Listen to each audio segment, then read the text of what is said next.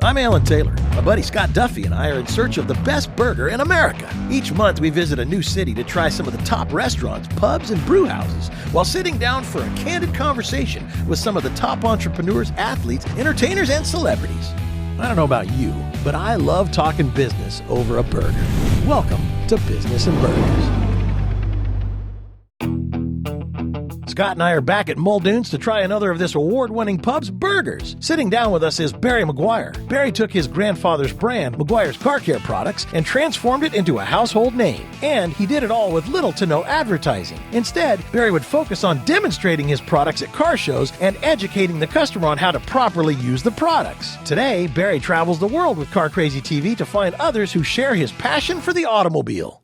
Today we're trying out Muldoon's bestseller, the St. Paddy's Burger, with a half-pound Angus patty, Dubliner cheese, bacon, lettuce, and tomato, and some homemade guacamole. It's no wonder this burger is so popular. And the fries. Don't get me started on these hand-cut, made-fresh daily fries. They're to die for.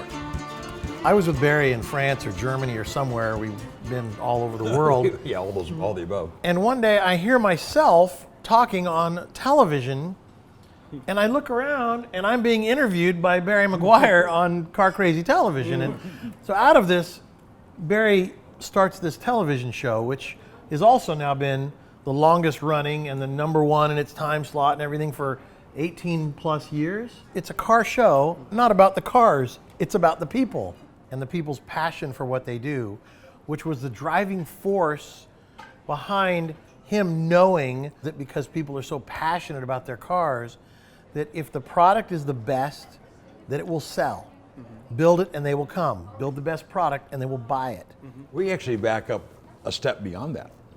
Behind that, you might say. The car hobby was dying. Most people going to car shows were my age or older. Car clubs were disbanding. Car shows were having poor attendance.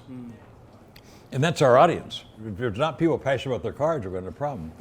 So one day, there's a gal in our office named was Leslie Kennedy, who's still with me today, and she said Speed Vision had just started. Roger Werner just started Speed Vision, and they were looking for content. And she's, let's go to Roger and talk to him, and we'll do a show. And you get the stories behind their stories. Talk about why they're so passionate about their cars. All the collectors, all the painters, all the builders, all the people in every genre. Because our car wax. Where were the Volkswagen guys? Where were the Ferrari guys? We know the entirety of the car hobby probably about as well as anybody does. So we created Car Crazy Television to get people excited about this so they could get insight into the car hobby and hear the passion. So here we are 20 years later and the car hobby is exploding for a lot of reasons. But I think we had a little something to do with it because it was never about selling car wax. It was about growing the car hobby. But here's what I knew. If you're a car guy, you're going to end up using Meguiar's product. But we're the only company that's created a brand for our customers. See, when I go to a car show, they don't yell, I'm Meguiar's. They're not Meguiar's. But they do yell, I'm Car Crazy. Bunches of them, they get together from across, so you've seen it. Oh, yeah. Hey Barry, we're Car Crazy. We've given them identity. Yeah. We all like different types of cars, but we're all car crazy. We all share the same passion. And so we have brought community. You really knew who your customer was. You knew that target. I tell you, it's been really fun. You went really deep down that niche. Yeah. You've gone through like 3 transformations with your business, right? There was your grandfather's version of the business. Yep. There was you taking it to retail. Maybe that was version 2. No, it was a professional brand. Yeah. It wasn't retail. Yeah. It's two entirely different worlds. And then going into television and doing that. So as an entrepreneur, how do you kind of transform or remake yourself or your business? If 2 people are doing the same thing the same way, one of them's not necessary. We have never followed the crowd. We've never followed it. We don't care what our competitors do. We pay no attention to them whatsoever. We don't advertise. We do, but we're a terrible advertiser. You have to have a point of differentiation in your business. That's the point I'm saying. Why should they go to you and not go to somebody else? If you're all the same, then it's a price issue. Differentiator. Right. Yeah. So you have to have a value added. When I walk into a retailer, when they didn't know who I was, I just talked to them for a while. And I found out what their hot spot was. What was they're struggling with this. And my mind would race, how can I help them?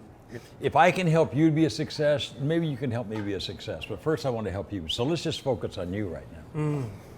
we found ways to do that. Going to car shows. We ended up being the biggest sponsor of car shows in the world. Today, we're at just about every major car show in the world every weekend. You go to Russia today, you go to China, you go to Indonesia, you go to Thailand, you go to France. Yeah. If there's a major car show, our men in black will probably be there. And you know what they do? They just love on people. And they go out and they say, you got a problem? Let's go see your car. That's so cool. That you found where your target customer was at the car shows. You brought your wax and you do a little bit of wax, a little polish, and you give a little something away.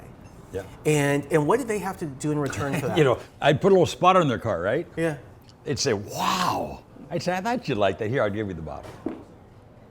You're not trying to sell me something. No, I don't want to sell anything. Well, what's the deal? Yeah. I just want you to know about our products. Really? Yeah. And I'd take 2 steps on purpose, and long before Columbo came up with the thing, I had this extra question. Oh, wait, one more question. If you like the product, what it does to your car, would you put a little sign there saying you use Meguiar's? Well, of course we would.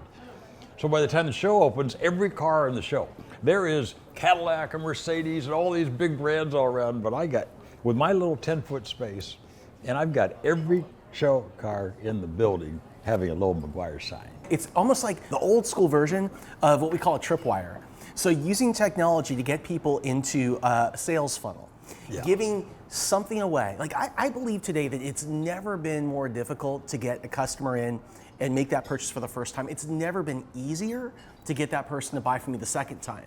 And so what you've done is, in the same way, you may direct someone to your website in return for them registering for something. Well, of course, now it's more than a website. Social media. Social media. I mean, technology today takes, so we're not doing just at car shows on weekends. We used to have to be there personally, and we still do it, as I just told you. Real social media. Real social. Well, we have a reputation now. You go to Meguiar's and they'll tell you how to do it. We have a call center.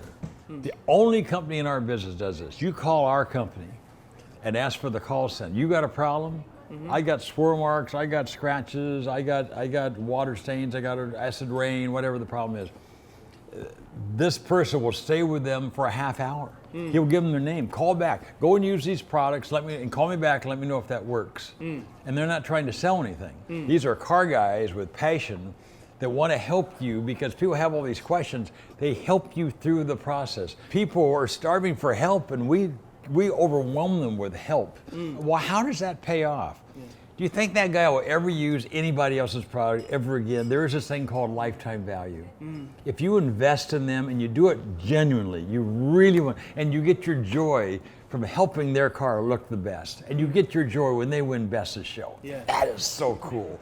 But that is that's what makes my day. But you know what happens then? They're never going to leave us. The 4 steps of marketing. Here's 4 steps of marketing for any entrepreneur. First is awareness.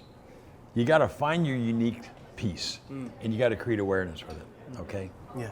And that can take some time. Next step is community. You buy in, you use the product. Can you believe what Meguiar's does? Can you believe, and you know, if you take that product and you can also use it over here, have you ever tried it on your wheel? You will not believe what it is. It even works on furniture. And you get this community, they're all shared, that's community. But the last step is the most important, advocacy. Advocacy is when you buy a product. Did you see that movie? Wasn't that a great movie? Man, you haven't seen that movie? You got to go see that movie. Yeah. You haven't used Meguiar's? So you know the story I've heard most consistently through the years? I was walking by in this car show. This guy had this great car, and he was using X brand of product on it. And I just cringed. And I went over and I said, wait a minute, don't use that. I'll be back in a minute. They go and get their bottle of Meguiar's, and they come back and they show him how Meguiar's, and most of the time they say, and I gave him my bottle of product. They're so, because that's what you did. They give their bottle of product. They're advocates. And so the last step for any entrepreneur, find your point of identification. Make it clear to people why.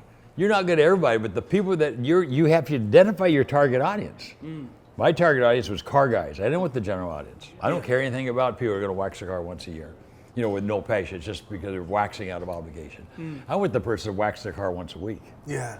And so they have patience, and they want to know. So I aim everything at them, and they buy in, they have community. He's investing in that customer. He's investing in that customer. And here's the thing, that whole marketing strategy was done without an ad budget. Which, but no, our ad budget was horrible. Yeah. It was sweat equity, you might say, although we didn't sweat because it was so much fun. But you know what, you put your time in, but it's passion. And what we've heard through the years over and over, why is it that everybody in your company has this same passion?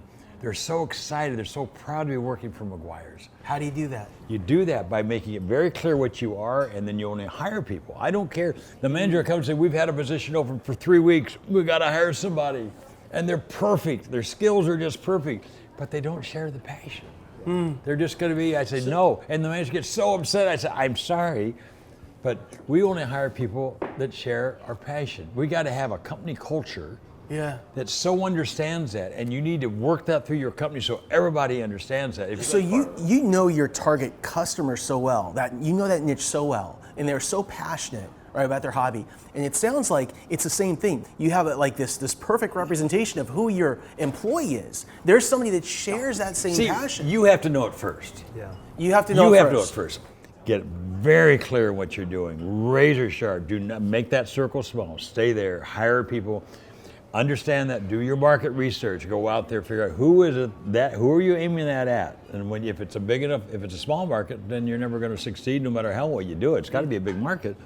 You find out where you can suck up the most number of people that are going to get excited about what you have, and then get more excited about satisfying their problems than selling product to them. That's key. I worked for years to get on Walmart's shelf. I get one product. Wow, I got a product on Walmart's shelf. Now we have 75 products on Walmart's shelf. Wow. It goes for 15 feet. You know how we got there? One car guy at a time. Wow.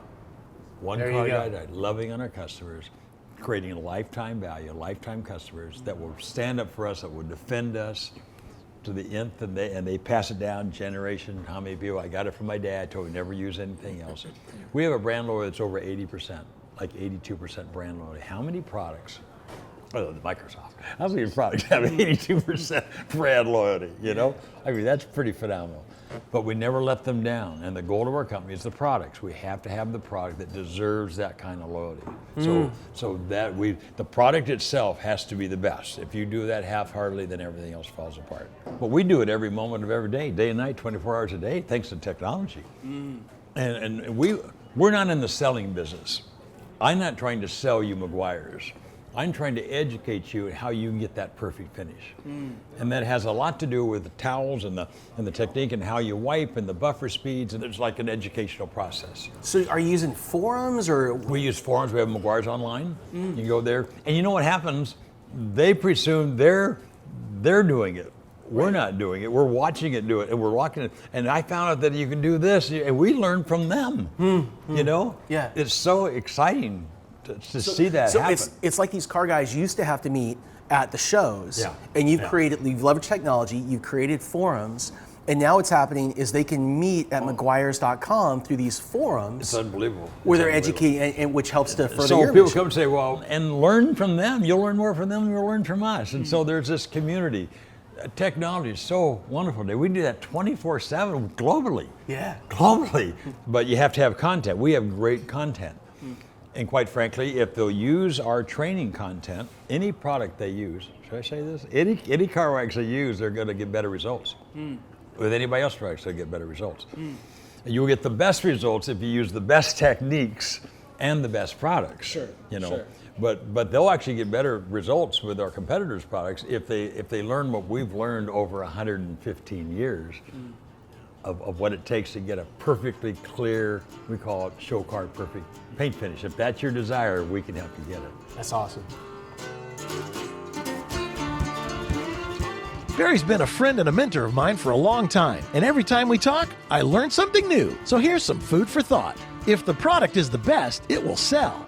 If two people are doing the same thing the same way, one of them is unnecessary. Don't follow the crowd. Identify your target audience and focus on solving their problems rather than just selling them a product. Next time on Business and Burgers, we're in Seattle to grab a burger with Lee Rhodes. Lee started selling glassy babies, roughly hewn glass candle holders, after she was diagnosed with cancer for a third time. During her treatment, she saw other patients who couldn't even afford the bus fare to the hospital, let alone the cost of their treatment. So Lee sold her glass babies and donated the profits to cancer charities. Today, Glassy Baby has donated over $5 million to charity and has promoted hope and healing for cancer patients all over the world. Join us next time and hear Lee's inspiring story right here on Business and Burgers.